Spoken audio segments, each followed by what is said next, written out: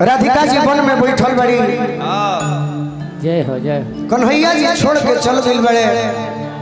उधो बाबा जाके पूछलन कि काहे राधिका काहे इतना उदास बाड़ू, अगर तारा दिल में दर्द होखे तो कहो कोना मेडिकल पर से लेके आई। बाकी राधिका जी वही जवाब दे के कहतरी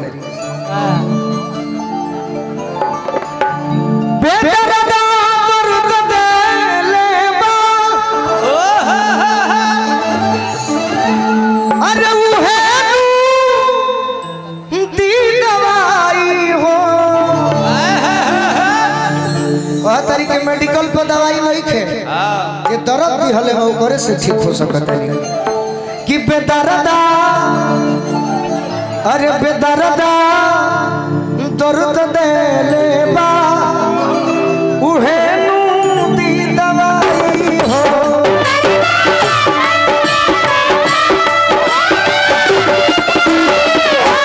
बेदर्दा दर्द दे ले बा उहे नू दी दवाई हो।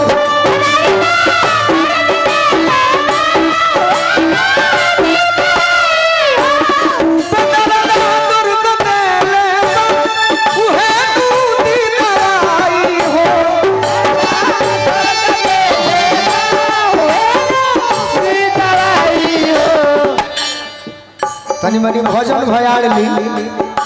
ये भजन जन होता है आवरा है करे कि गोलफर पर जाते के पड़ेला काला लगे बाकी ठीक लगे। जरूर जरूर भैया के स्वागत। बेदर्दा बेदर्दा दर्द दे ले बा शुभम संस्कारी जी की ओर से बेदर्दा दर्द दे ले बा ये तो आसान बा। अरे उहे दी दवाई हो।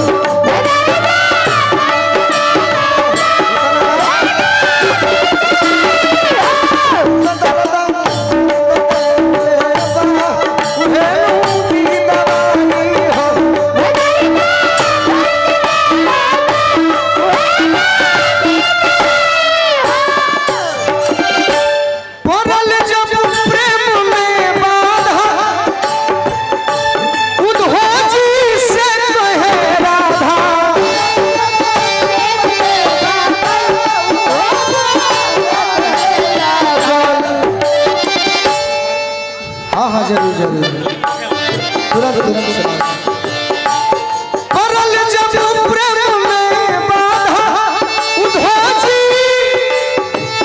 से कहे राधा। परल जब प्रेम में बाधा उधोजी से कहे राधा। क्या कहे क्या कि तन के अरे तन के अनुभवी न दुश्मन मुहुरवे मामलाई हो। अनुभवी न दुश्मन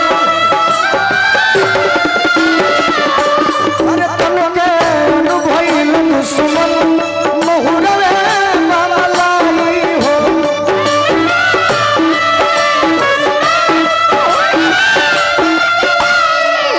कमे कमे और का कहतरी जीवन भर दुख हम सह केहू से कुछ ना कह।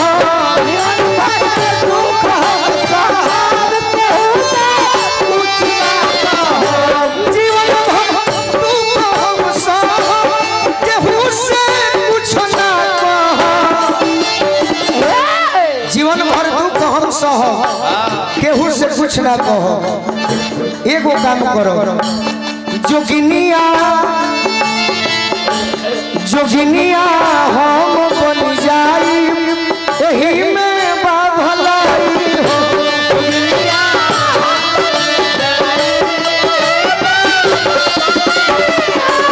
जोगिनिया हम बन जाई एही में बा भलाई हो।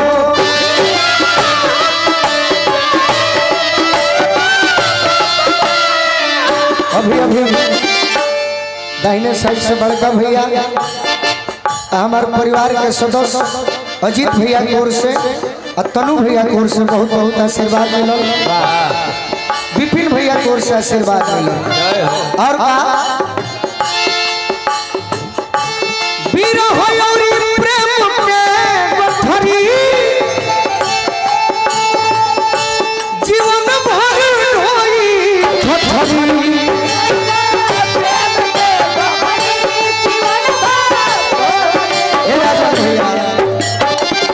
विरह और प्रेम के गठरी जीवन भर ढोई ठठरी। गयरी बिन मरब ठिठुरी। अरे गयरी बिन मरब ठिठुरी। नहीं ओढ़ब रजाई हो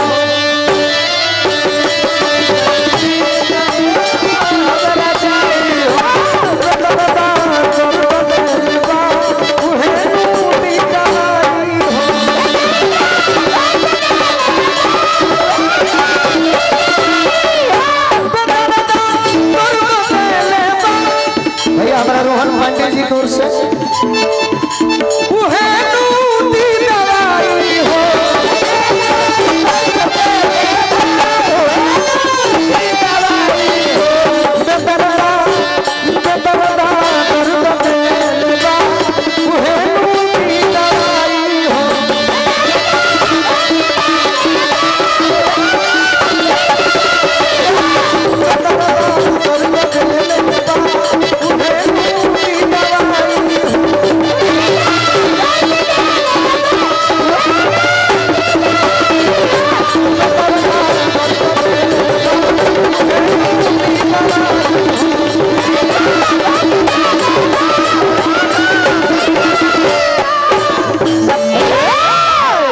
और फरमाइश वही भजन तो ना हो बाकी सुने वाला खाते केहू करके भजनों में ले तो गिना जाए।